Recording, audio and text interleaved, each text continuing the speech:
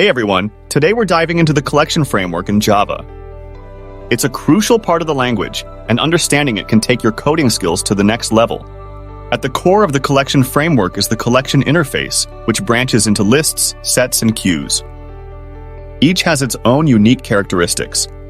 For example, lists maintain sequential order, sets don't allow duplicates, and queues follow the FIFO order. This framework also supports generics, ensuring type safety and eliminating the need for explicit typecasting. Plus, there are utility methods for efficient operations like adding or removing elements, sorting, searching, and more.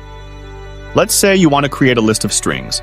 With generics, you can declare it like this: list string list =, new array list. And if you need to sort the elements, you can use the collections.sort method.